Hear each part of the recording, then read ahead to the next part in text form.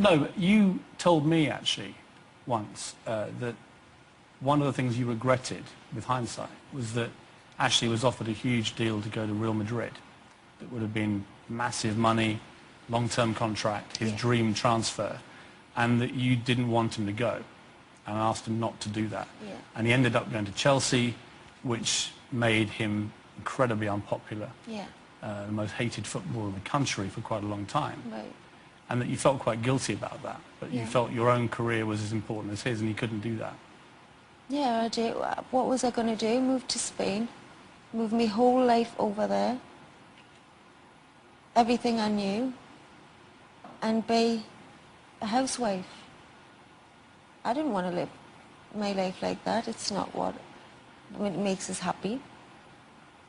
And I thought that would have caused more problems. And it wasn't my decision by any shot, it was ours. When you saw how unpopular he became, particularly with Arsenal fans, but also with football fans generally, who perceived him as being greedy and all the rest of it, going to Chelsea, did you feel guilty? Did you feel that maybe you should have just gone to Spain, made the sacrifice? No, it was... I mean, if it had got to a point where that was absolutely where he wanted to go, then there would have been further talks, but there was the option for him to either... The options were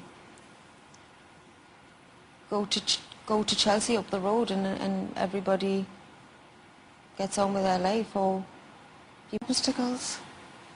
Do you think he still wants you back?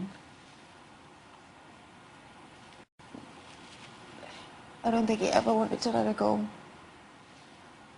We had a great relationship.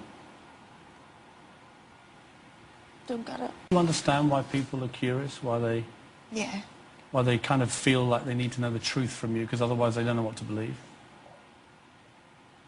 Yeah, understand it. I mean, I find it gripping to hear you say these things simply because I've read so much stuff about you, your marriage, your life and everything.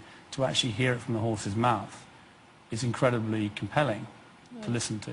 I'm sure everybody watching this is feeling the same way. But no one can watch you talking like this and not feel heartbroken themselves for you. It's a heartbreaking story. It is. I'm not the first and I won't be the last. Everybody that's felt heartache knows how it feels, and I just have to be able now to put it to bed and find me strength again to move on.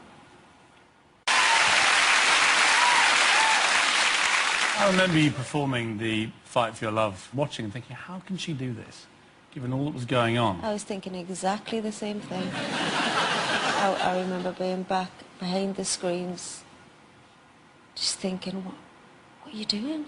What are you doing to yourself? And then the other parrot, or whatever it is, the other one, says to you, no, go on, go for it, you know.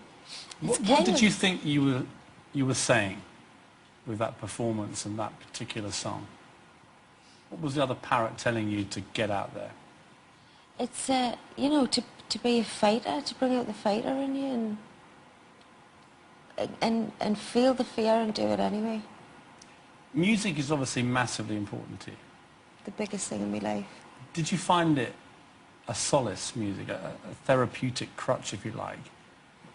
Always, yeah. My whole life I've used music.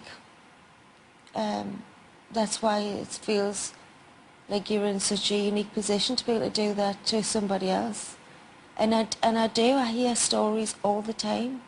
I just did a book signing the other week and every single person that came to us had something to say about how my music or my songs had touched their lives, and that's a pretty incredible position to be in.